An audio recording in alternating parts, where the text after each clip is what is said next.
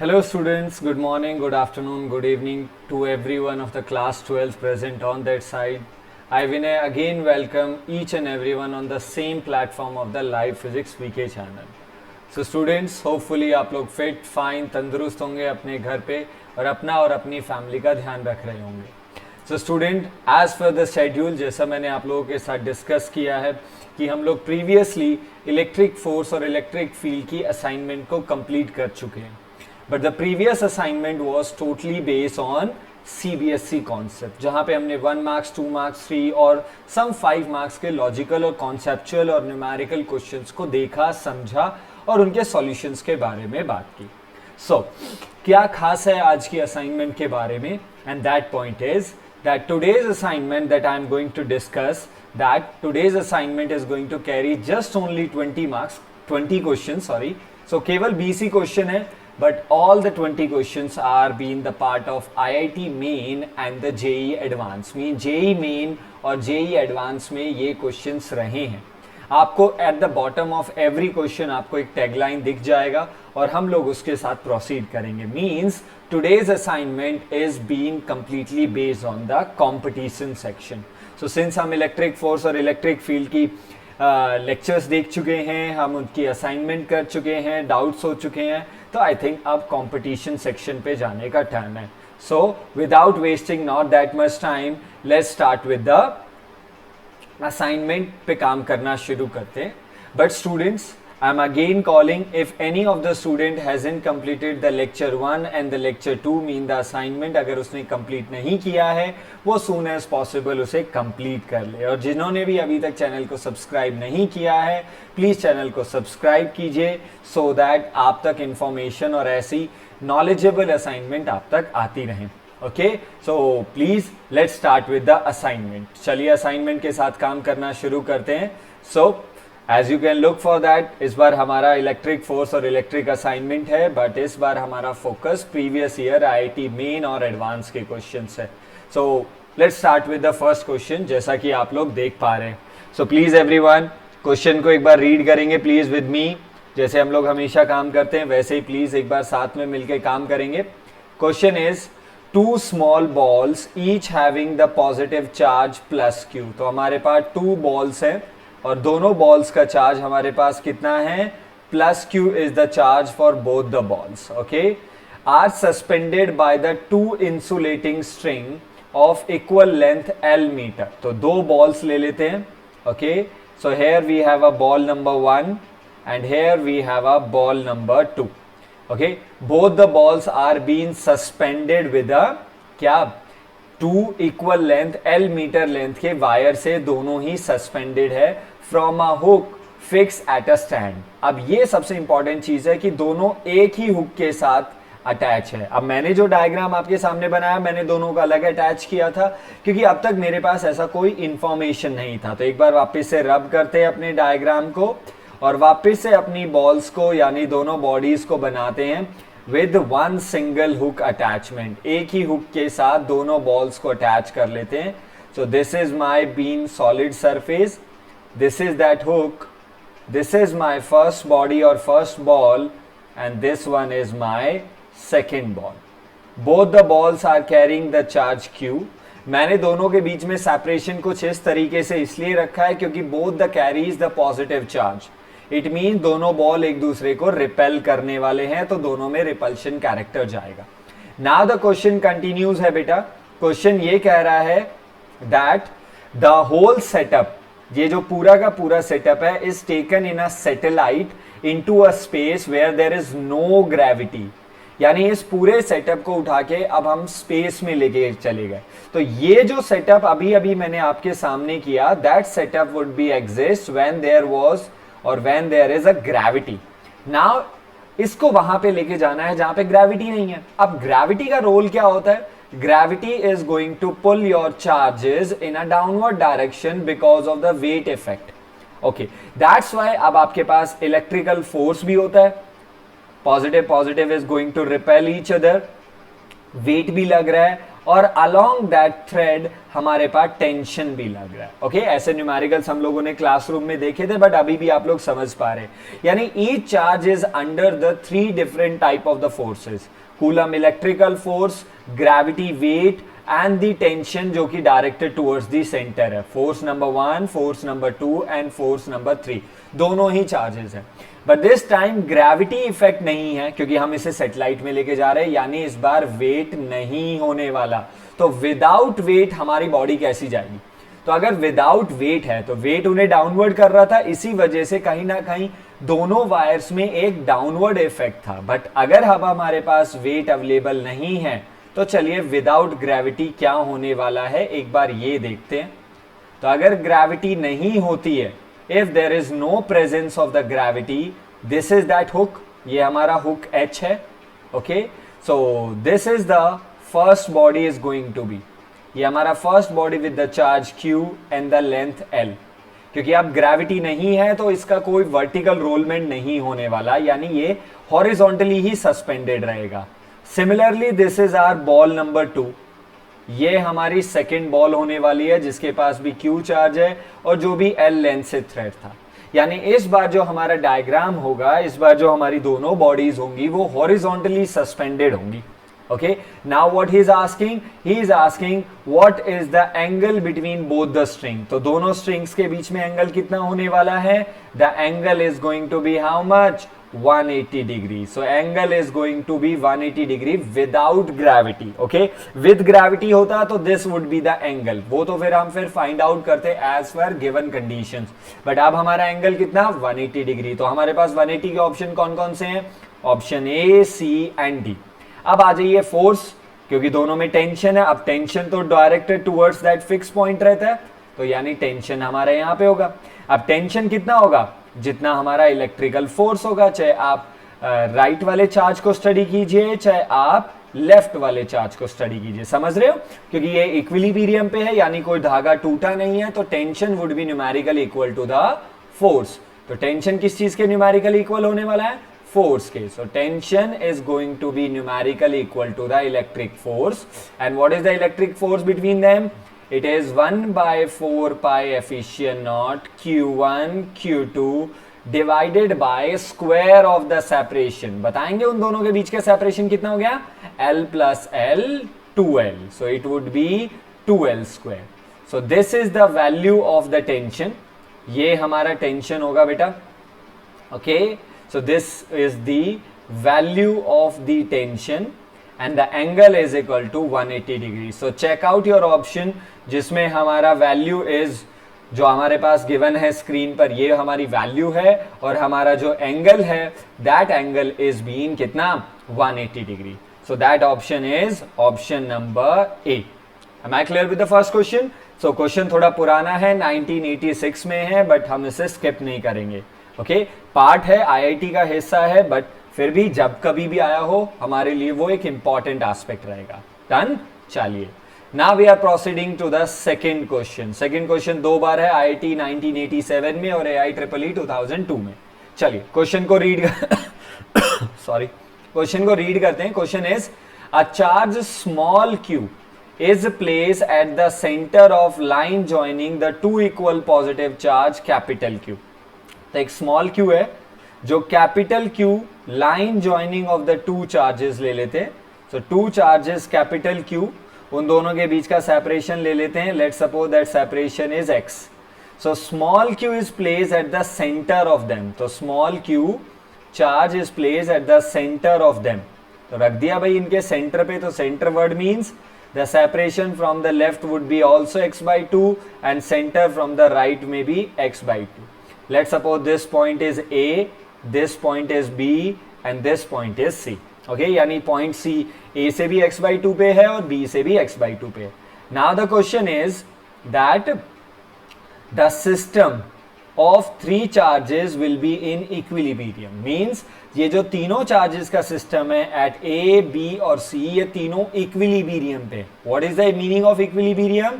Meaning of equilibrium is net force would be 0।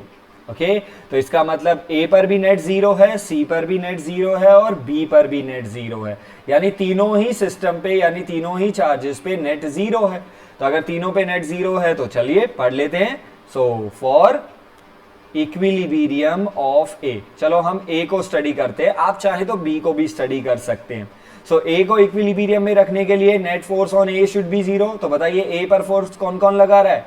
The force on A due to B should be numerically equal to the force on A due to C. I am talking about numerically wise.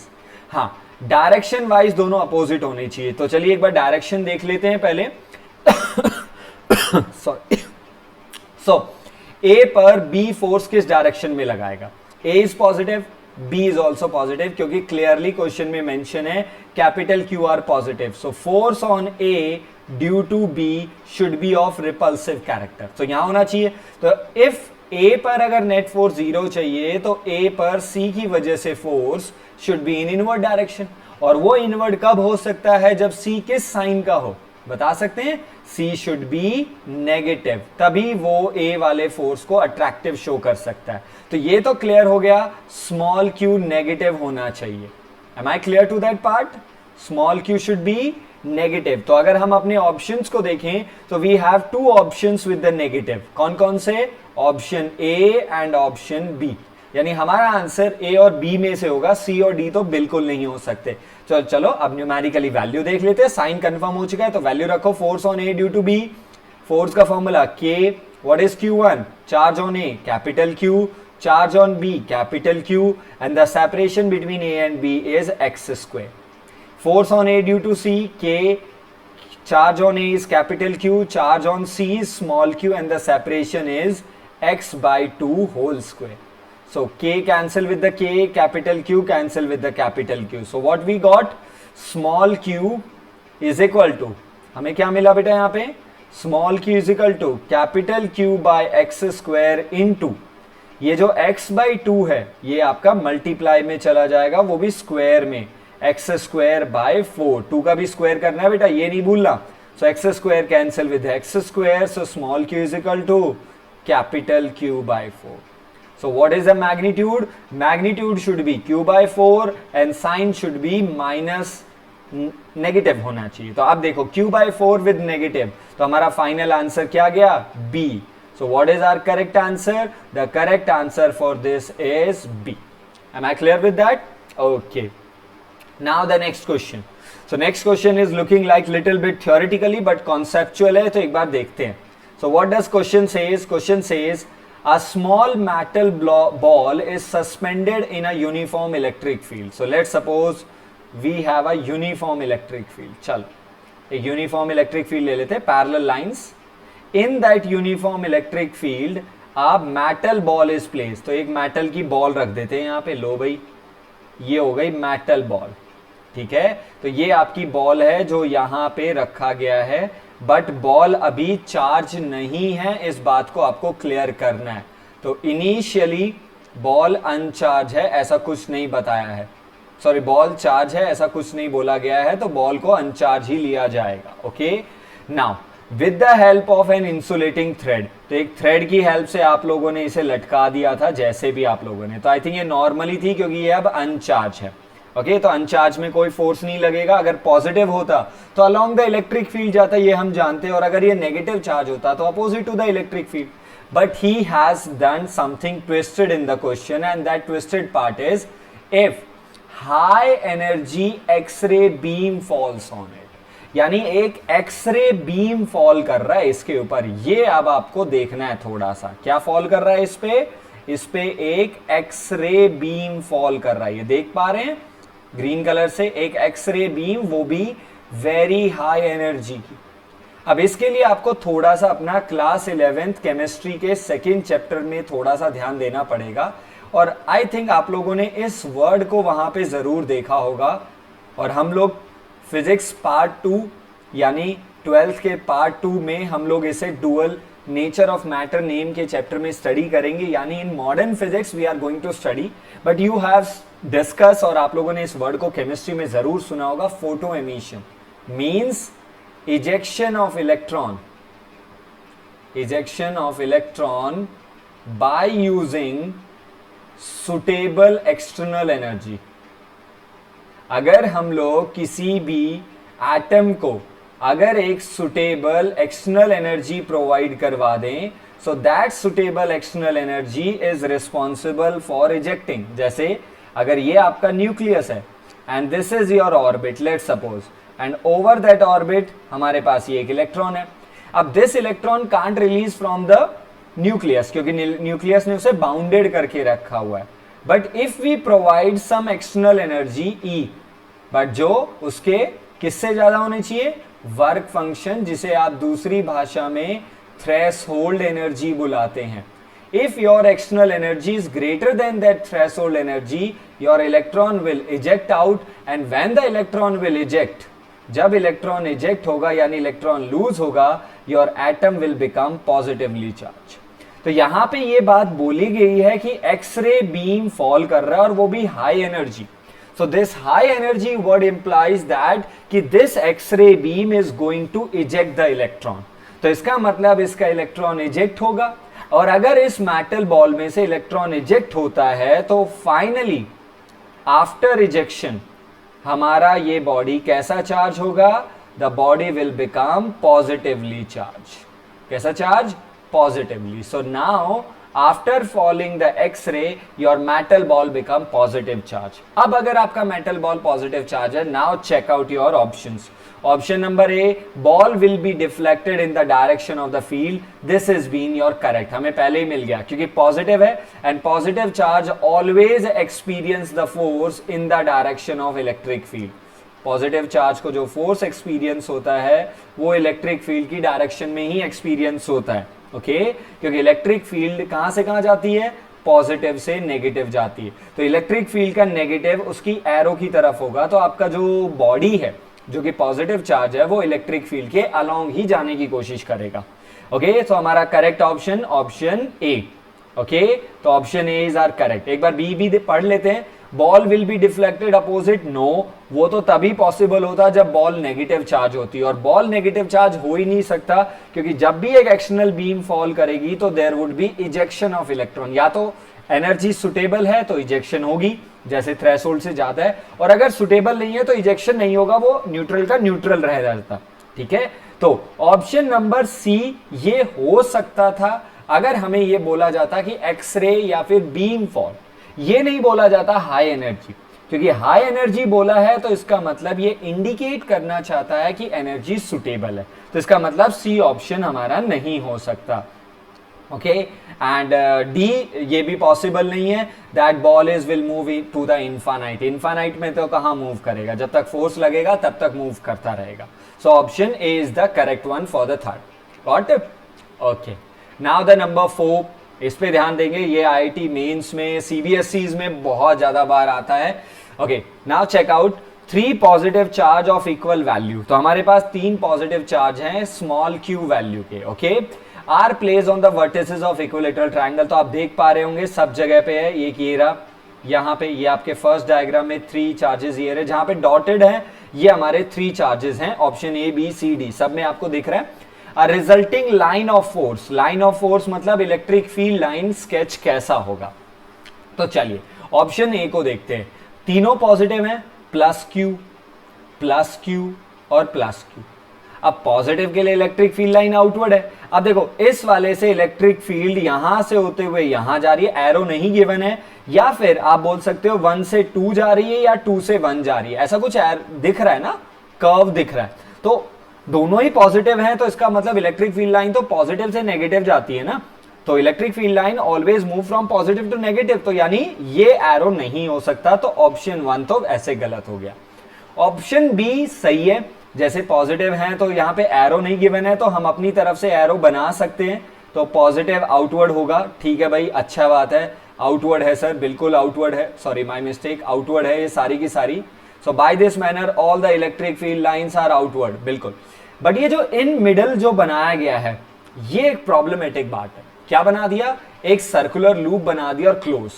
अब आपको electric field lines की कुछ properties याद होंगी, that number 1 its direction is always from positive to negative. पहली बात तो इसका डायरेक्शन पॉजिटिव से नेगेटिव होता है। दूसरा जो हमारा सबसे इंपॉर्टेंट है, ये यूनिडायरेक्शनल है। यूनिडायरेक्शनल मतलब केवल एक ही डायरेक्शन है, तो हमेशा कैसा लूप बनाएगा, हमेशा ओपन लूप बनाएगा, क्लोज लूप कभी नहीं बनाएगा। इनसाइड द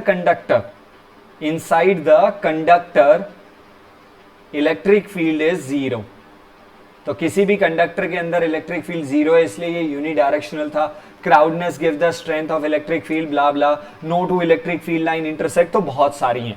तो अब हम अगर अपनी इस ओपन लूप वाले कॉन्सेप्ट पे ध्यान दें तो यहाँ पे सेंटर पे क्लोज लूप बन रहा है, तो इसलिए ये गलत हो गया। ऑप्शन डी तो वैसे ही गलत हो गया क्योंकि इसमें क्लोज लूप साफ साफ दिखाई दे रहे हैं, तो ये भी गलत हो गया। बट ऑप्शन सी पे अगर आप ध्यान दें तो वैसे मैंने कहा ना, एरो तो किसी में भी नहीं गिवन है, ए बी सी डी, तो हम एरो को लेके पॉइंट नहीं बना सकते कि सर एरो नहीं गिवन है, क्या पता ये इनवर्ड आ रही हो। तो एरो तो किसी भी ऑप्शन में नहीं है, तो हम किसी भी ऑप्शन को एरो वाइज देख सकते हैं। तो एरो वाइज हमारा कोई मैटर नहीं हुआ, यानी एरो को ध्यान में रखते हुए ऑप्शन को चूज करना हमारे लिए एक रेलिवेंट पॉइंट नहीं हो सकता, क्योंकि एरो किसी भी ऑप्शन में नहीं गिवन है। हाँ, 3 में गिवन होता, 1 में मिसिंग होता, तब आप वो रेलिवेंट पॉइंट रख सकते थे। तो आई थिंक हम इन सबको अगर आउटवर्ड ले लेते हैं तो यहां पे हमारी इलेक्ट्रिक फील्ड लाइन पॉजिटिव के लिए आउटवर्ड जा रही है।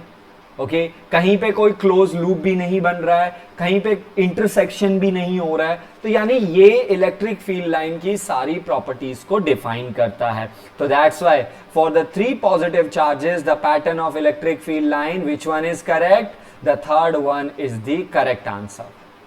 Am I clear with that? With the reason? Clear है? Okay. Now number 5 पे देखते हैं। So question number 5, everyone check out IIT 2012. Okay, particularly इसको मैं देना चाहूंगा please. It is advance. ये IIT Advanced 2012 का है बेटा, और आप अपकमिंग, मैं क्लियरली मेंशन कर देता हूं, यहाँ पे नहीं लिखा हुआ है, बट अपकमिंग जो हमारे 3 to 4 क्वेश्चंस होने वाले हैं वो एडवांस के ही हैं। ओके, तो हम साथ के साथ मेन और एडवांस दोनों ही लेवल को देखते हुए चलते हैं। तो क्वेश्चन को रीड करते हैं। Two large vertical and parallel plate, तो चलिए 2 पैरेलल प्लेट बनाते हैं। So this is my plate number 1, this is my plate number 2। Vertical रखी गई है और पैरेलल है, हैविंग सेपरेशन 1 सेंटीमीटर। तो what is the separation between them? The separation between them is 1 centimetre. Are connected to DC voltage, तो इसको एक DC voltage के साथ कनेक्ट कर देते हैं। तो आई थिंक आपको ये पीपीसी पैरेलल प्लेट कैपेसिटर जैसा दिख रहा होगा, having potential difference x volt दे रखा है। ओके बेटा, अब आईटी की बात है तो डेफिनेटली यहाँ पे थोड़ा मिक्सचर चल सकता है, तो हम उस चीज पे ध्यान रखेंगे। बट देखने में ये पीपीसी है, बट इसका पीपीसी वाला कोई रोल नहीं है, तो उसकी टेंशन आप मत लीजिए। ओके, तो पर्टिकुलरली मैं न्यूमेरिकल जो आपके साथ लेके आ रहा हूँ वो वेरी सेलेक्टिव हैं, बिल्कुल ध्यान से समझ के आपके साथ डिस्कस, रैंडम नहीं रखे। Okay, so this is whole about everything जो हमारे पास गिवन है। ही सेज अ प्रोटोन, आप क्वेश्चन को कंटिन्यू करते हैं, third line, a proton is release at midway. A proton, या अंडरलाइन कर रहा हूं, a proton is release at rest midway between the 2 plates and it found to move 45 degree to the vertical. यानी एक proton लिया और उस proton को दोनों के मिडवे पे रेस्ट पर रिलीज कर दिया भाई। तो ये मेरा प्रोटोन था, ठीक है बेटा। Okay sorry, this is my proton, यहां पे है, ये रहा proton. I release in the midway, rest पे था, मैंने रिलीज कर दिया, but now it is found to move 45 degree with the vertical. तो मैं अगर इसे वर्टिकल के साथ लेके जाता हूं तो एक बार प्रोटोन का ये वर्ड यहां से हटा देता हूं। So this is my proton, so this is my vertical axis and this is my horizontal axis. So it is found to move 45 degree with the vertical. तो वर्टिकल के साथ 45 डिग्री कहीं पे भी हो सकता है, so it can be possible in the first quadrant, ये हमारा फर्स्ट क्वाड्रेंट है, ये सेकंड, थर्ड, फोर्थ कहीं पे भी हो सकता है। अब यहाँ पे थोड़ा सा ध्यान में देते हैं। ओके, प्लेट है तो एक साइड में पॉजिटिव प्लेट होगा और एक साइड में नेगेटिव। अब ये भी मेंशन नहीं है कौन सा पॉजिटिव कौन सा नेगेटिव, तो मैं बाय डिफॉल्ट इसे पॉजिटिव मान लेता हूं और इसे नेगेटिव मान लेता हूं। तो हमारा एक इलेक्ट्रिक फील्ड लगेगा पॉजिटिव से negative, and that electric field will be responsible for what? ये इलेक्ट्रिक फील्ड किस चीज के लिए रिस्पॉन्सिबल होने वाली है? दिस। सो इलेक्ट्रिक फील्ड जो हमारे पास यहां पे अवेलेबल है वो मैंने ले ली कहां से कहां तक बेटा? फ्रॉम पॉजिटिव टू नेगेटिव ले लिया मैंने, ठीक है। Okay, so this electric field हमारे प्रोटॉन पे एक फोर्स लगाएगी QE।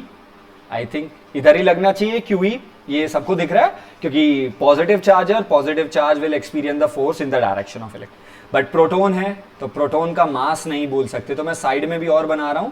So this would be the direction of QE, और नीचे डेफिनेटली वेट भी लगेगा क्योंकि प्रोटॉन है। Proton is a particle which carries the Q charge and M मास। और प्रोटॉन का चार्ज कितना होता है भाई बताएंगे?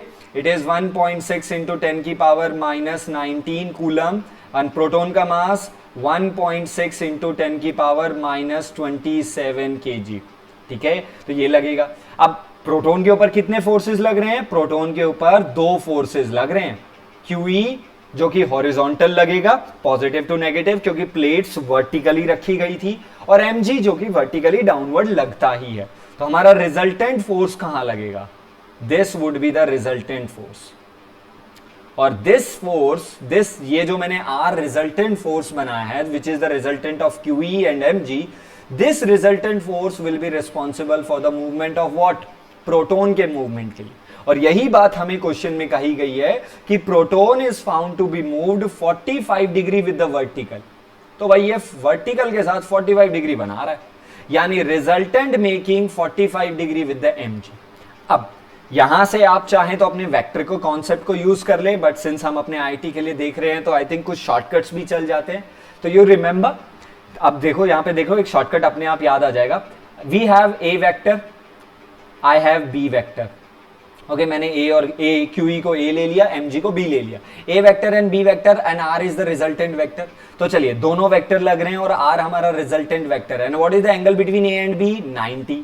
अब रिजल्टेंट कितना बना रहा है? 45। इसका मतलब रिजल्टेंट जो टोटली बाइसेक्ट कर रहा है, जो हम रिजल्टेंट का एंगल लेते हैं बीटा, वो हमारे ए वेक्टर और बी वेक्टर का एग्जैक्ट हाफ है। यानी resultant is bisecting the A vector and B vector surely. और रिजल्टेंट ए वेक्टर और बी वेक्टर को बाइसेक्ट कब करता है? इफ जब ए वेक्टर और बी वेक्टर न्यूमेरिकली इक्वल होते हैं। तो इसका मतलब हमें इंप्लीमेंटेशन क्या मिला? हमें इंप्लीमेंटेशन ये मिला कि my A vector which is QE must be equal to what? mg होना चाहिए। क्लियर है? अब E stands for electric field. अब इलेक्ट्रिक फील्ड लग कहां रहा है? इलेक्ट्रिक फील्ड लग रहा है in between positive and negative plate, यानी प्लेट के बीच में। अब इलेक्ट्रिक फील्ड तो हमें गिवन नहीं है, बट हमें पोटेंशियल गिवन है। तो मैग्नीट्यूडली आप सब जानते हैं E is equal to V by D.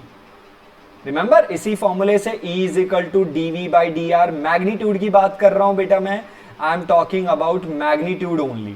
और यहाँ पे dr का काम कर रहा है d, और पोटेंशियल डिफरेंस है x। तो हम E को क्या लिख सकते हैं? x by d. Am I clear? मैंने E को x बाई डी क्यों लिखा? mg। सो यहां से x की वैल्यू क्या आ गई? x is mgd divided by q। So this is the mathematical expression जो हमारे पास यहां से अवेलेबल आया। तो आई थिंक अब हम इसे सॉल्व कर सकते हैं। तो सॉल्व करें एक बार जल्दी से यहां पे। ओके, सो हमारे पास x पोटेंशियल डिफरेंस कितना आएगा? m मास इज 1.6 इंटू 10 की पावर माइनस 27। g 10 ले लेते हैं बेटा। सेपरेशन कितना दिया हुआ है? 1 सेंटीमीटर, तो 10 पावर माइनस 2। और चार्ज कितना है? 1.6 इंटू 10 पावर माइनस 19। तो 1.6 गोज विद द 1.6, और इसके बाद हमारे पास अब क्या क्या बच गया? 10 पावर माइनस 19 ऊपर जाएगा तो पॉजिटिव, और ये माइनस 2 और ये, तो x is equal to 10 power minus 27 minus 2 minus 29। Okay, minus 19 ऊपर जाएगा तो प्लस का 20, तो 10 पावर प्लस 20। तो x इज इक्वल टू कितना आया? x is equal to 10 power minus 9। ये हमारा आंसर आया, यानी 1 into 10 power minus 9 volt. Clear? So what should be the potential difference across both the plate जो हमें प्रोवाइड करवाना चाहिए for proton to be move 45 degree? The answer is option number C. Clear है? I think advance का था, मजे आ गए। Okay, so this is the question for the question number 5 जो हमारे पास अवेलेबल था। डन है। सो प्लीज अगर कोई डाउट और क्वेरी है तो आप एक बार रिवाइंड करके जरूर देख ले। कोई कॉन्सेप्ट नहीं या कोई पॉइंट नहीं समझ में आए, you can text me in the comment box और इन व्हाट्सएप जो कनेक्टेड हैं प्लीज, ताकि हम उस चीज को रेक्टिफाई कर लें। Okay, so now just proceed. Okay, we have question number 6 देखेंगे प्लीज। फिर से एक डायग्राम बेस आ गया है तो थोड़ा सा डिफरेंट ही होगा, देखते हैं। अब मेटालिक शेल है मतलब अंदर से होलो है, तो इस बात को याद रखना है। Charge Q is kept inside the cavity, तो जो अंदर का होलो पार्ट है उसमें स्मॉल q चार्ज रखा गया और क्लियरली दिख भी रहा है। ऑल द 4 डायग्राम्स में स्मॉल q चार्ज है। Okay, one of the following diagram is correctly represent the electric field lines। Okay, तो हमारे पास देखो कैविटी है, तो ये वाला हमारा सॉलिड सेक्शन हो गया। ओके, क्लियरली सब अपने क्वेश्चन की सेकेंड वर्ड को पढ़ेंगे प्लीज, मेटालिक। इस बात पे ध्यान देंगे, मैं इसे हाईलाइट भी कर देता हूं। It is the metallic shell बेटा। ये मेटालिक शेल है, मेटालिक है यानी कंडक्टर है, तो कंडक्टर है तो inside the conductor electric field 0। So what is the electric field inside conductor? 0।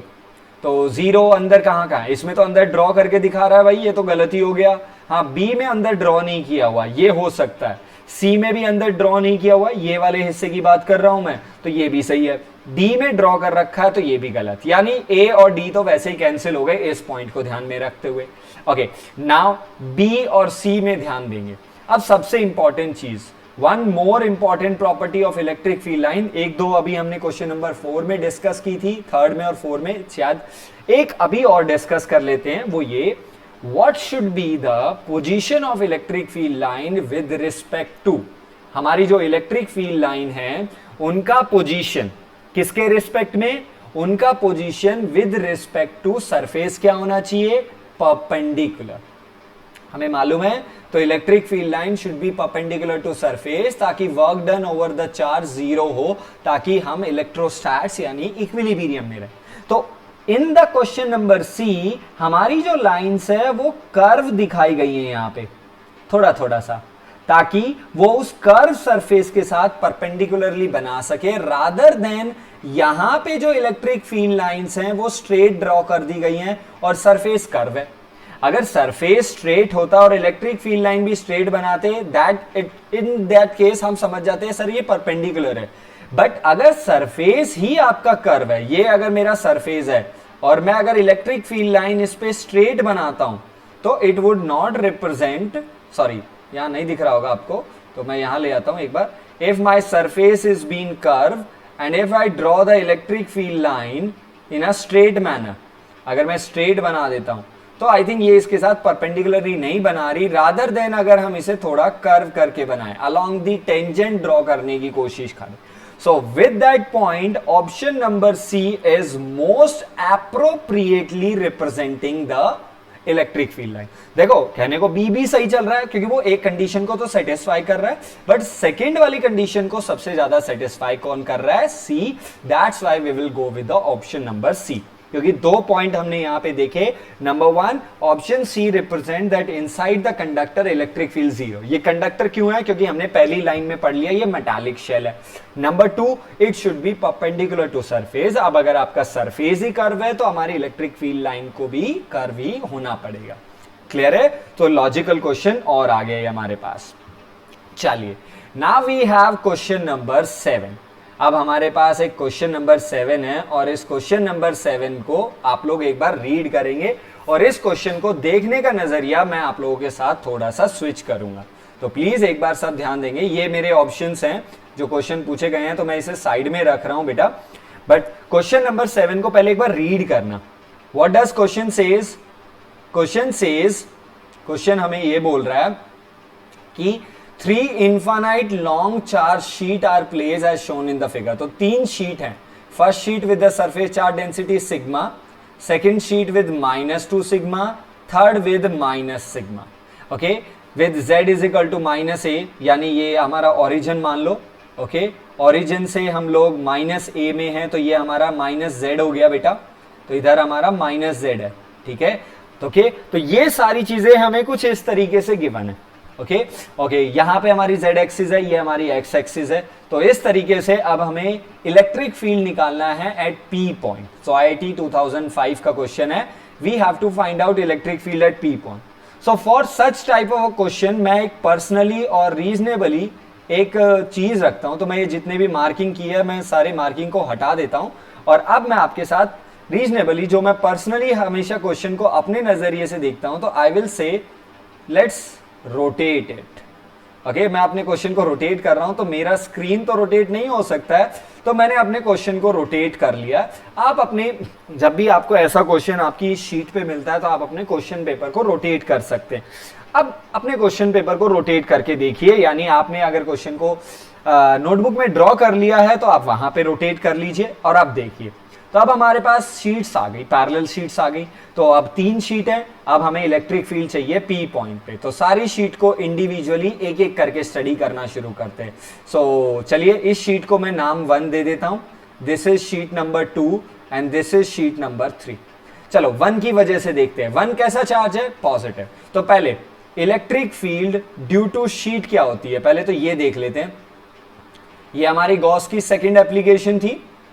So in Gauss second application electric field due to sheet, the journal formula was sigma by 2 efficient naught। ये हमारा journal formula है बेटा, ठीक है। अब देख लेते हैं यहाँ पे। So 1 पॉजिटिव है, पॉजिटिव की इलेक्ट्रिक फील्ड आउटवर्ड, तो E1। So due to 1 sheet electric field क्या होगी, E1 ले लेते हैं। तो E1 का फॉर्मूला क्या होगा, sigma by 2 epsilon not. Okay और इसका डायरेक्शन सिंस मैंने पेपर को रोटेट कर लिया है तो ये लेफ्ट की तरफ जाता दिखाई दे रहा है और लेफ्ट की तरफ क्या है, माइनस के कैप, यानी z एक्सिस है। के कैप मैं इसलिए ले रहा हूं क्योंकि मेरे को ऑप्शंस में के कैप दिए हुए हैं, यानी कैप की फॉर्म में, तो मैं अपने ऑप्शन को कैप की फॉर्म में लेके चलता हूं। चलिए सेकंड इलेक्ट्रिक फील्ड कौन लगाएगा बेटा, सेकंड वाला लगाएगा। दूसरा सेकंड कैसा चार्ज है, -2 सिग्मा। ओके माइनस है दोनों के दोनों, तो माइनस है, तो माइनस का इलेक्ट्रिक फील्ड का डायरेक्शन इनवर्ड होता है, तो यानी E2 के लिए इनवर्ड लेफ्ट की तरफ ही होगा। तो बताइए हमारे लिए E2 कितना बनेगा, E2 would be 2 sigma by 2 epsilon not, और ये भी डायरेक्शन लेफ्ट की तरफ है जो कि माइनस के कैप हो गया। ओके यहां पे चार्ज का यानी सरफेस चार्ज डेंसिटी का साइन यूज नहीं करेंगे, मैं बार बार बता चुका हूं, क्योंकि हम लोग उसे डायरेक्शन में यूज कर रहे हैं। ओके उस कैरेक्टर को। सिमिलरली लास्ट आ जाते हैं थर्ड, वो भी हमारा कैसा चार्ज है, नेगेटिव चार्ज है, तो वो भी P पॉइंट पे इलेक्ट्रिक फील्ड लगाएगा, वो भी इनवर्ड, और उसके लिए भी इनवर्ड लेफ्ट की तरफ ही होगी, यानी हमारे लिए E3 भी कहां चला गया, E3 is also sigma bye efficient 2 epsilon not, but in the left side, तो माइनस के का। ओके हाँ इसमें जो सबसे इंपॉर्टेंट चीज पॉइंट था that it doesn't depend upon, और ये चीज अगर आपको याद हो तो हमने लास्ट असाइनमेंट लेक्चर में भी इस चीज को लेके एक थ्योरेटिकल क्वेश्चन किया था, it does not depend upon distance, ये डिस्टेंस पे डिपेंड ही नहीं करता। तो इससे कोई फर्क नहीं पड़ता कि Z 3a है, A है, माइनस A है, वो बस पोजीशन बताता है, A है 3a है, इससे कोई फर्क नहीं पड़ने वाला। तो व्हाट इज द नेट, तो नेट तीनों ही एक ही डायरेक्शन में लग रहे हैं, तो net electric field at P point is equal to, तीनों का सम हो जाएगा, sigma by 2 epsilon naught plus 2 sigma by 2 epsilon naught plus sigma by 2 epsilon naught. So LCM is 2 epsilon naught, तो हमारा कितना, sigma plus 2 sigma plus sigma, it would be 4 sigma, and your final answer at electric field at P point is 2 sigma by efficient naught, magnitudely और direction wise minus k cap, क्योंकि सारी left में ही लग रही हैं। So which answer that you are getting in the options, options में देखिए आपको कौन सा आंसर मिल रहा है बेटा, यहाँ पे ऑप्शन में हमारे पास कौन सा आंसर है, 2 सिग्मा बाय एफिशिएंट नॉट। कहां पे हमारे पास 2 सिग्मा बाय एफिशिएंट नॉट, देखो देखो ओके हमारे दो ऑप्शन है 2 sigma bye efficient not, but एक है प्लस के कैप और एक है माइनस के कैप, यानी इन्होंने माइनस आगे रख लिया है, तो our answer would be B. Am I clear with that? तो आई थिंक मैं क्वेश्चन को मैंने आपको समझाते टाइम मैंने ऐसे कर दिया था, तो अब मैं बैक टू दैट क्वेश्चन को वापस से रिवर्स कर देते हैं जैसा हमारा क्वेश्चन था पहले, तो let's reverse that as usual जैसा हमारे पास था। क्लियर है? So this is the question जो हमारे पास था। ओके मैंने ये एरो प्लीज हमारे स्विच हो गए हैं, तो एरो को चलो वैसे ही रहने देते हैं।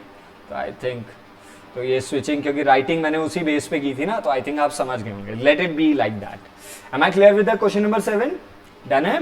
Okay now proceed to the next slide. Next slide पे आ जाते हैं भाई। चलिए, सो क्वेश्चन नंबर 7 हो गया है। नाउ द क्वेश्चन नंबर 8 पे ध्यान देंगे। So question number 8, please check this out. There are 3 concentric metallic spherical shells। तो 3 शेल्स ले लेते हैं भाई। Shell number 1, shell number 2 and shell number 3। First shell with the radius कितना दिया हुआ भाई?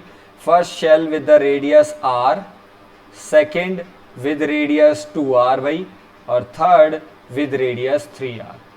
First having charge q1, second having charge q2, third having charge q3।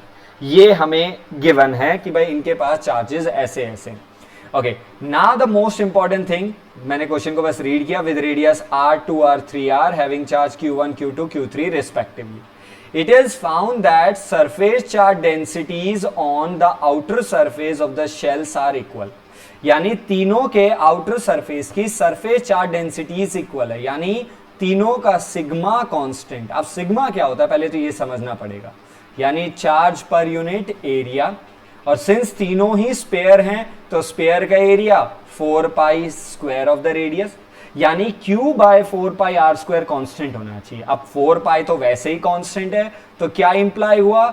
q by r square constant होना चाहिए, यानी q बाय आर स्क्वायर तीनों का same होना चाहिए। समझ रहे हो? यानी फर्स्ट का चार्ज बाय फर्स्ट का रेडियस का square is equal to second का चार्ज डिवाइडेड बाय सेकेंड की रेडियस का स्क्वायर, जो कि 2r था। तो हमारे पास यहां पे अगर हम इसे सॉल्व करते हैं तो यहां से q2 कितना आ जाएगा? It would be 4q1। ये पता चला भाई। द सेकेंड के पास चार्ज कितना होना चाहिए? सेकेंड के पास चार्ज होना चाहिए 4 टाइम्स ऑफ q1, क्योंकि 2 का स्क्वायर होगा 4, r स्क्वायर कैंसिल ऊपर। सिमिलरली ऐसे ही हमारे पास फर्स्ट और थर्ड की भी सरफेस चार्ज डेंसिटी सेम होगी अगर हम करना चाहें तो फर्स्ट की q1 बाय फर्स्ट की रेडियस का square is equal to q3 by third की रेडियस का स्क्वायर। थर्ड की रेडियस कितनी है? 3r, इसका स्क्वायर कर लो भाई। तो इस तरीके से हमारे पास q3 कितना आ जाएगा? 9 टाइम्स ऑफ q1।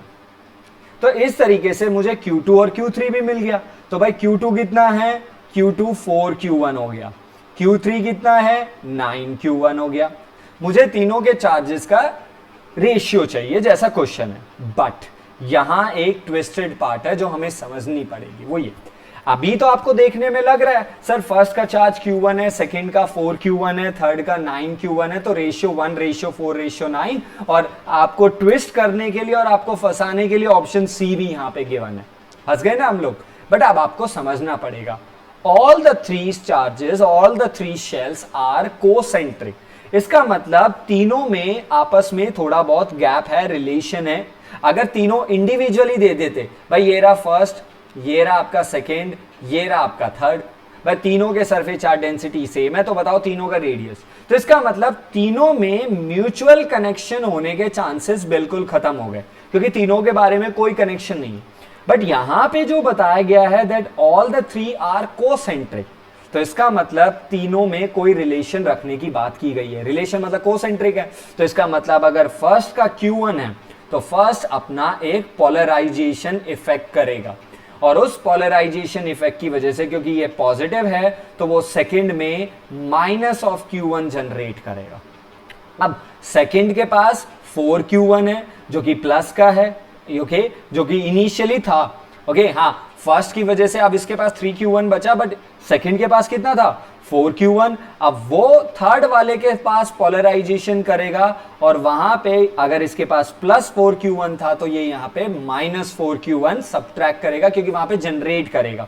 अगर ये पॉजिटिव है तो वहां पे माइनस जनरेट करने वाला है, यानी सेकंड में जनरेट होगा फर्स्ट की वजह से, थर्ड में जनरेट होगा सेकंड के इनिशियल की वजह से, जो बाद में हुआ वो नहीं। तो बताइए थर्ड के पास फाइनल चार्ज कितना बचा भाई? 9q1 माइनस 4q1 कितना? 5q1। सेकंड के पास फाइनल कितना बचा? 4q1 minus q1, it is 3q1। और फर्स्ट के पास तो था ही कितना? q1 ही था। ओके तो इसका मतलब अब तीनों के चार्जेस का रेशियो Q1 का चार्ज, Q2 का चार्ज और Q3 का चार्ज इज 1:3:5। आई होप आप इस पॉइंट को समझें कि अलग अलग बताना और कोसेंट्रिक बताने का लिंक क्या है। डन है? तो are correct option would be option number 1, 3 and 5। Got that point? Okay, now we are proceeding to the next one. Question number 9 पे ध्यान देंगे। चलिए, so question number 9, a wooden block perform SHM। चलिए, class 11th का एक word आ गया है SHM, मालूम है? Simple harmonic motion on a frictionless surface with the frequency mu naught. तो हमारे पास एक वुडन ब्लॉक है, जैसा कि आप देख पा रहे हो।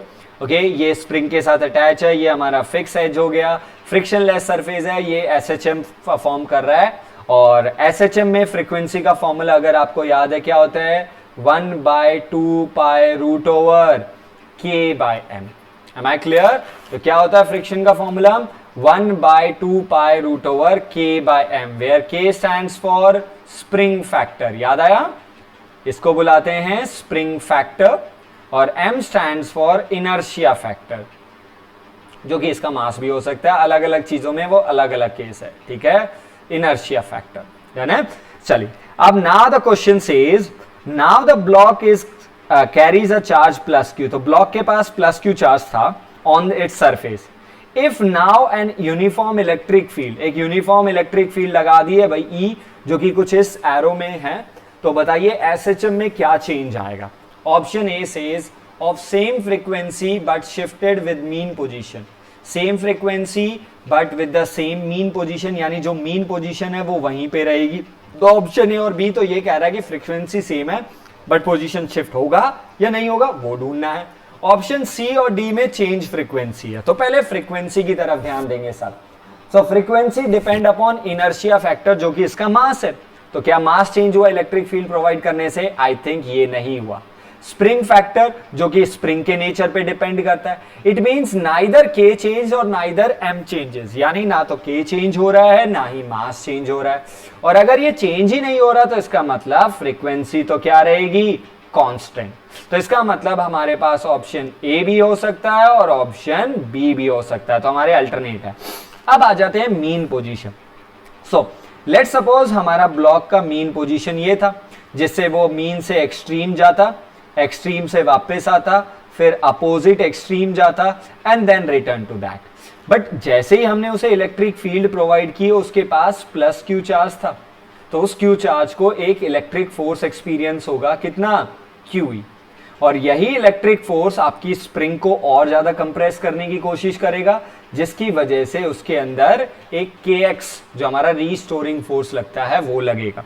मैग्नीट्यूड वाइज kx और डायरेक्शन वाइज वो अपोजिट होगा। तो इसका मतलब x उसको एक डिस्प्लेसमेंट देगा। तो डिस्प्लेसमेंट कितना आएगा? QE/k। तो वैसे पूछा नहीं गया है, बट नॉलेज वाइज आप इसे रख सकते हो, and that point is displacement in mean position का फॉर्मूला मैं दे रहा हूं प्लीज। वैसे पूछा नहीं गया बट फिर भी। सो what is the displacement in the mean position of the SHM? QE/k। K stands for the spring factor। तो इसका मतलब हमारी मीन पोजीशन शिफ्ट तो हो जाएगी, बट उसका जो फ्रीक्वेंसी है वो उतने का उतना ही रहेगा, क्योंकि स्प्रिंग का फैक्टर वही है और ब्लॉक का मास भी वही है। यानी are correct option would be option number A के साथ। Am I clear? Okay. Now the question number 10। ये बहुत इंटरेस्टिंग है, बहुत मजेदार भी है, आपको बहुत जगह पे घुमा के लेके आएगा ये क्वेश्चन, यानी आपको ये पूरा क्लास 11 तक लेके जाएगा। When I found that question, मुझे बहुत अच्छा लगा। तो प्लीज चलिए एक बार इस क्वेश्चन को देखते हैं। What does question says? A tiny spherical oil drop carrying a net charge +q। तो एक टाइनी है, एक छोटा सा स्पेरिकल ड्रॉप है जिसके पास Q चार्ज है। ओके, तो एक ड्रॉप ले लेते हैं भाई, ये रही ड्रॉप, इसके पास Q चार्ज है। It balance in the air. तो ये बैलेंस्ड है बेटा। बैलेंस का मतलब ये ना तो नीचे गिर रही है ना ही ये ऊपर जा रहा है। In a vertical uniform electric field, तो डेफिनेटली नीचे क्या लगना चाहिए? mg, और इसे बैलेंस करने के लिए QE ऊपर लगना चाहिए। अब सिंस इसका चार्ज पॉजिटिव है, तो अगर हमें चाहिए कि पॉजिटिव चार्ज है और ऊपर ही फोर्स लगे, तो what should be the direction of electric field? Electric field भी ऊपर ही लगनी चाहिए, क्योंकि electric force for the positive charge in the direction of electric field ही लगता है। तो और इलेक्ट्रिक फील्ड की वैल्यू हमें दे दी है कितना? It is 81 pi by 7 into 10 की पावर 5 वोल्ट पर मीटर। वोल्ट पर मीटर इलेक्ट्रिक फील्ड की यूनिट है, याद रखेंगे प्लीज। ओके, ठीक है। तो ये एक सिस्टम था, यानी बैलेंस था। बैलेंस था का मतलब क्या हुआ? बैलेंस था का मतलब ये हुआ QE should be numerical equal to mg। ये मेरा पहला फैक्टर है। चलिए आगे क्वेश्चन को रीड करते हैं। ये हमारे पास बैलेंस की। Now he says when the field is removed. अब फील्ड को हटा देते हैं भाई। फील्ड हटा दिया तो केवल एक ही फोर्स लगेगा, mg। Okay, it is observe to fall with the terminal velocity. अब जब हमने फील्ड को हटा दिया तो देखा ये टर्मिनल वेलोसिटी vt से गिर रहा है। अब बात टीचर ने कर दी टर्मिनल वेलोसिटी की, तो इसका मतलब अब हमें जाना पड़ेगा कहां पे? क्लास 11th में जाना पड़ेगा। कहा था ना ये बहुत ज्यादा घुमाने वाला है। तो याद कीजिए क्लास 11th में terminal velocity, that whenever body falls in a fluid because of the weight, वो नीचे गिरता है, बट एक विस्कस फोर्स लगता था। कितना?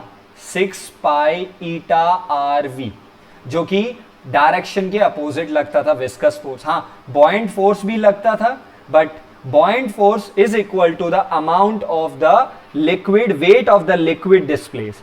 अब सीधा सा बात है, हम उसे ड्रॉप कहां कर रहे हैं? ड्रॉप कहां कर रहे हैं? क्वेश्चन को ध्यान से पढ़ेंगे। हम उसे ड्रॉप एयर में कर रहे हैं। तो एयर, कितना एयर हम लोगों ने रिमूव किया, वो बॉइंट फोर्स डिसाइड करेगा। बट अब सीधा सा बात है, एयर का मास बहुत स्मॉल है as comparison to mass of the drop या ऑयल या लिक्विड के कम। तो इसका मतलब हम यहां पे बॉइंट फोर्स को नेग्लेक्ट कर देते हैं। ठीक है, तो बॉइंट फोर्स को हम नेग्लेक्ट करके हुए चलेंगे। अगर आप लेते हो तो उसमें आपके आंसर में कुछ ज्यादा वेरिएशन नहीं आएगा, लगभग लगभग उतना ही आने वाला है। तो इसका मतलब अब हमारी बॉडी टर्मिनल वेलोसिटी से गिर रही है। अब टर्मिनल वेलोसिटी क्या होती थी भाई? Terminal velocity was maximum constant velocity. Maximum, और वो भी कैसी? Constant velocity.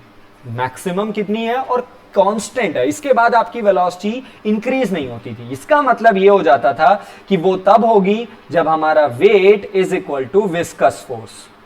समझे बात को? क्योंकि बॉइंट फोर्स को मैं नेग्लेक्ट कर चुका हूं, और जब विस्कस फोर्स के इक्वल होगा तभी हम उस वेलोसिटी को टर्मिनल बुलाएंगे। तो अब हमारे पास दूसरा रिलेशन भी हमें मिल गया, और वेट क्या है? mg। तो mg इज इक्वल टू क्या मिला भाई?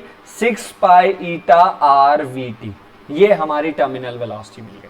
ठीक है, now what he is asking, sorry, he is asking that when the field is switch off, so what is the charge, magnitude of charge पूछ रहा है वो। क्या क्या गिवन है हमारे पास? हमारे पास टर्मिनल वेलोसिटी है, हमारे पास स्मॉल g है, हमारे पास विस्कोसिटी है, हमारे पास डेंसिटी ऑफ ऑयल है, यानी हमारे पास बाकी सारी चीजें गिवन है। अब वो हमसे चार्ज के बारे में पूछना चाहता है कि चार्ज कितना भाई, वो बता के दो अब हमें। तो अब हमें चार्ज चाहिए, तो चलो चार्ज पे काम करना शुरू करते हैं। तो चार्ज का फॉर्मूला या चार्ज तो मुझे इक्वेशन 1 में दिख रहा है। अब इक्वेशन 1 में चार्ज है, उसके लिए मेरे पास मास होना चाहिए। अब मास कहां से लेके आए?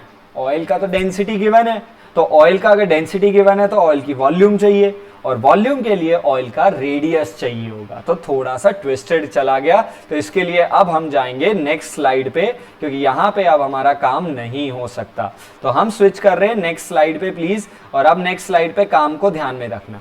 तो चलिए, तो हमने सेकंड इक्वेशन क्या बनाया था भाई?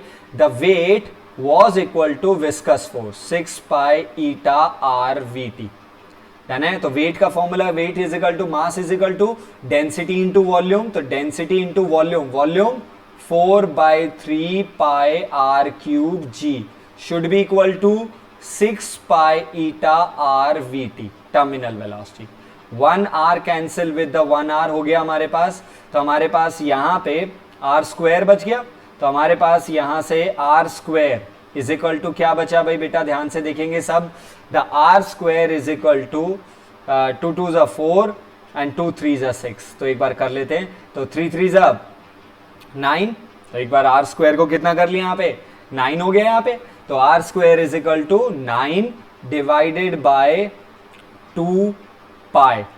ओके आई, ये 2 पाई डिनोमिनेटर में चला गया, ये 2 कैंसिल होने के बाद था, ये 2 पाई पावर का था। ओके जी भी हमारा कहां जाएगा, डिनोमिनेटर में जाएगा, रो भी हमारा कहां जाएगा, डिनोमिनेटर में जाएगा। ओके ऊपर क्या बच गया हमारे पास, pi eta V T. So pi cancel with the pi, तो हमारे पास आर स्क्वायर क्या बचा, 9 eta V T divided by 2 rho g. आप ऐसे भी याद कर सकते हो, और अगर आपको याद है, if you remember the formula for the terminal velocity क्या था बेटा, 2/9 आई square, 2/9 R square g by eta into density of body जो फॉल कर रहा था, माइनस डेंसिटी ऑफ फ्लूइड जिसमें वो फॉल कर रहा है। इस बार वो फ्लूइड हमारे लिए कौन है, एयर, जिसे हम नेग्लेक्ट कर देते हैं, तो हमारे पास फॉर्मूला लगभग यही बनने वाला है जो हमारे पास अवेलेबल है। नहीं तो आप ऐसे भी समझ सकते हो। Got that point. तो आई थिंक ये चीज हमारे लिए हो जाएगी। तो पहली चीज ये हो गई हमारे पास, तो हमें यहां से रेडियस मिल जाएगा, और ये हमारे पास रेडियस का रिलेशन, अगर रेडियस चाहते हैं तो हम इसे स्क्वायर रूट में लेके चले जाएंगे। अब हमें चाहिए चार्ज, तो चार्ज के लिए एक बार वापस से इक्वेशन 1 पे जाते हैं। इक्वेशन 1 के लिए Q चाहिए, तो यहां पे हमारे पास Q is equal to mg था। तो चलिए एक बार इस पे भी काम कर लेते हैं। नेक्स्ट पेज जहां पे हम लोग काम कर रहे हैं, एक बार उस पेज पे आ जाते हैं। तो यहां पे हम लोग देखते हैं हमारे पास क्या क्या अवेलेबल है भाई। हमारे पास ये तो आ गया हमारे इक्वेशन 2 से मॉडिफाई करके रेडियस। यहां पे हमारे पास था Qe is equal to mg। अब QE मास क्या होगा, फिर से डेंसिटी इंटू वॉल्यूम, वॉल्यूम क्या होगा 4/3 pi R cube, okay, into जी। ये हमारे पास वॉल्यूम हो गई। ओके तो अगर ये हमारे पास वॉल्यूम है, तो अब हम यहां से Q इज इक्वल टू कितना हो जाएगा बेटा, rho into 4/3 pi R cube g divided by electric field. अब हमारे पास सारी चीजें, यहां से अब हम लोग अपनी टर्मिनल वेलोसिटी निकालते हैं। चलो एक बार जल्दी से रेडियस निकालते हैं। 9, हमारा विस्कोसिटी कितना गिवन है भाई, क्वेश्चन पे जाके देखते हैं। The viscosity is been 1.8 into 10 की पावर -5। तो विस्कोसिटी हमारा 1.8 इंटू 10 पावर -5 है। हमारा टर्मिनल वेलोसिटी कितना गिवन है देख लेते हैं। The terminal velocity is 2 into 10 की पावर -3, डेंसिटी इज 900। ठीक है, terminal velocity is equal to 2 into 10 power -3 2, density of oil is 900 और जी की वैल्यू 9.8 रखने को। तो आई थिंक हम इसे सॉल्व कर सकते हैं, और जैसे ही हमें रेडियस मिल जाएगा हम अपने क्यू के लिए इसे सॉल्व कर सकते हैं। कैलकुलेशन लंबा है, और जैसा कि मैंने आपको बताया क्वेश्चन बहुत इंटरेस्टिंग था, और जैसे मैंने आपको पहले भी कहा था कि ये आने वाले सारे क्वेश्चन हमारे एडवांस के हैं। तो this is been the question of JEE advance का क्वेश्चन है बेटा, ये एडवांस 20 है। तो आप इसे सॉल्व करेंगे, and after solving you will give me the proper answer for this. आप मुझे इसका एक प्रॉपर आंसर देंगे जो आपके पास रीजनेबल आएगा। डन है। तो I think this is your homework. ये एक छोटा सा पार्ट मैंने आपके लिए होमवर्क के लिए रखा है। आंसर निकालिए और अपने आंसर को मेरे साथ शेयर जरूर करेंगे प्लीज एवरीवन। डन है। तो चलिए ये मैं आपके लिए पेंडिंग छोड़ रहा हूं। Okay now we are going to switch on to the next question. हम लोग आगे जाने वाले हैं। लेक्चर वैसे नियर अबाउट 1 घंटे का हो चुका है, तो अभी के लिए इस लेक्चर को थोड़ा सा पार्ट और डिस्कस करते हैं हल्का सा, फिर बाकी बचे हुए जो हमारे नेक्स्ट 10 क्वेश्चंस और हैं। तो आई थिंक मैंने पूरे 1 घंटे में आपके 10 ही क्वेश्चन लिए, बट वो हमारे लिए रीजनेबल थे, हमने सबको डिस्कस किया। Okay before going next 11 to जो 20 क्वेश्चंस हैं, उन क्वेश्चंस के लिए मैं आपके साथ फिर से एक नई वीडियो के साथ आऊंगा, एक नए लेक्चर के साथ। तो हम उसमें नए वाले में करेंगे, तो we will not take that much burden, आराम से डिस्कस करते हैं। तो if you understand these 10 question भी अगर आप समझे हैं तो that would be very beneficial. Okay but before closing down, please अभी क्लोज नहीं करना है। एक छोटा सा कॉन्सेप्ट जो मैं आगे आने वाले लेक्चर्स के लिए अभी आपके साथ डिस्कस कर लेता हूं। ओके मैंने हेडिंग दिया हुआ है यहाँ पे spherical shell and the solid. तो वैसे ये क्लास में डिस्कस हो गया था, बट फिर भी एक बार देख लेते हैं। सो स्फेरिकल शेल एंड सॉलिड, एक हमारे पास एक स्फेरिकल बॉडी हो बट ये होलो है, और एक हो हमारे पास ऐसी जो हमारे पास सॉलिड है। तो अब हमें इलेक्ट्रिक फील्ड के एक्सप्रेशन चाहिए कहां पे, इनसाइड एंड आउटसाइड। तो लेट्स सपोज इसके पास चार्ज Q है with radius capital R। So first of all electric field outside, formula would be 1/4 pi efficient naught q by small r square. Let's suppose this is your P point and the distance of the P point is small r from that. Okay, electric field on the surface. What is the electric field on the surface? It would be 1/4 pi efficient naught q by capital R square, क्योंकि अब हम small r is equal to capital R पे आ चुके हैं, यहां पे हम ग्रेटर देन थे. Now the third case when it is less than. अब लेस देन में हमारे पास इलेक्ट्रिक फील्ड कहां पे पहुंच गए? इनसाइड पे पहुंच गए. तो what is the electric field inside? Zero. क्यों? क्योंकि अंदर हम लोगों के पास कोई चार्ज ही नहीं है. क्यों चार्ज नहीं है? क्योंकि ये एक होलो बॉडी था. आप समझेंगे बात को. अब जिन बॉडीज के बारे में मैं आपसे बात करने जा रहा हूं, दीज बॉडी आर इंसुलेटिंग, या फिर दूसरी भाषा में बोलूं तो मैं आपसे डाई इलेक्ट्रिक के बारे में बात कर रहा हूं. ठीक है, अब तक हमने जो डिस्कस की वो एक कंडक्टिंग था, मेटालिक था. अब देखो, मेटालिक बॉडी अगर होती है बेटा, अगर आपका बॉडी कैसा होता है? मेटालिक होता है, यानी आपके पास मेटालिक स्पेयर है. तो मेटालिक होलो हो या फिर सॉलिड हो, दोनों के लिए जो केसेस हैं वो यही काम करेंगे, ऐसे वाले. क्यों? अगर हमारे पास होलो है तो प्रॉब्लम नहीं है. अगर सॉलिड भी हुआ तो अगर हमारे पास सॉलिड मेटालिक है तो आउटसाइड यही, सरफेस पे ही, बट इनसाइड पे, क्योंकि हमने पढ़ा हुआ है जब भी मेटल को अगर हम चार्ज देते हैं तो charge always acquire over the surface. यानी मेटालिक अगर सॉलिड हुआ भी तो भी चार्ज सरफेस पे जाएगा, अंदर चार्ज होगा ही नहीं. यानी मेटालिक स्पेरिकल बॉडी के लिए आपका आउटसाइड, इनसाइड और सरफेस का केस वही होगा जो होलो इंसुलेटिंग का है. बट दिस टाइम अब मैं आपसे बात कर रहा हूं सॉलिड इंसुलेटिंग का. सॉलिड बट इंसुलेटिंग है, same aspect. Radius of the body is capital R, small q is charge is been given. So चलिए पहले पॉइंट को बाहर रख लेते हैं, small r is greater than capital R. तो एक्सप्रेशन में कोई चेंज नहीं आएगा, 1/4 pi epsilon naught q by small r square. चलिए सरफेस पे आ जाते हैं.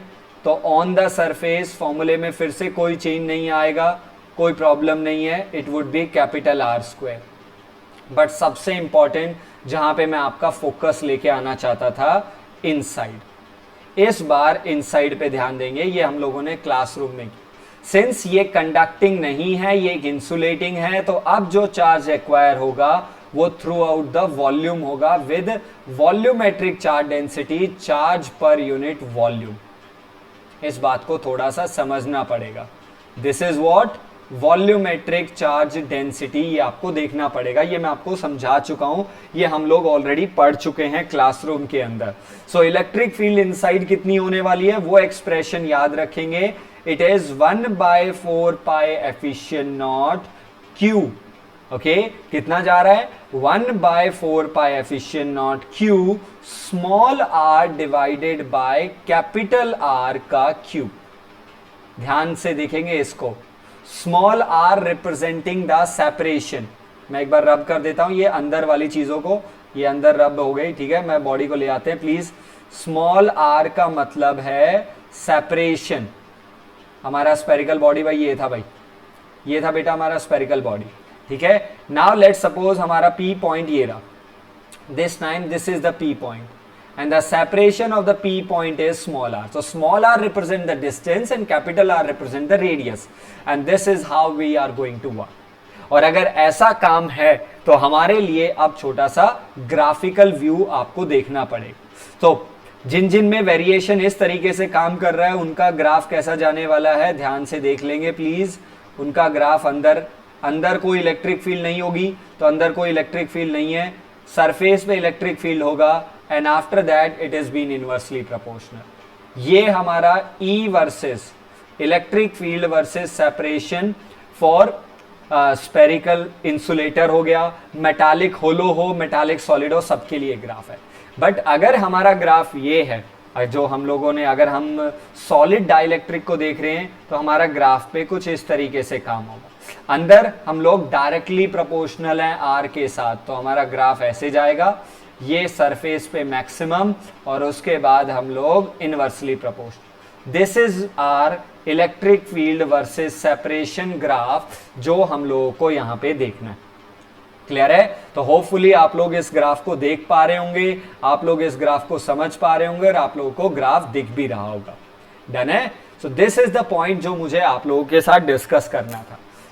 ये हमारा लास्ट है, बट लेक्चर हमारा अभी फिनिश नहीं हुआ है। हम लोग इस एपिसोड को हम लोग इस एपिसोड को कंटिन्यू रखेंगे। We will meet in the next lecture with the next 10 questions of IIT advance and most importantly mains और एडवांस दोनों का मिक्सचर ही रहेगा, जहां पे आपको कुछ लॉजिकल, कुछ बेस्ट और अच्छी चीजें देखने को मिलेंगी। होप सो मेरी तरफ से। So that's all from the today's. So आपके लिए एक छोटा सा होमवर्क जो मैंने दिया था, आप उसका आंसर देंगे। And thanks for watching. See you soon with the next episode of this lecture. और इसके साथ फिर आपको बाद में मिलते हैं। Okay, bye bye.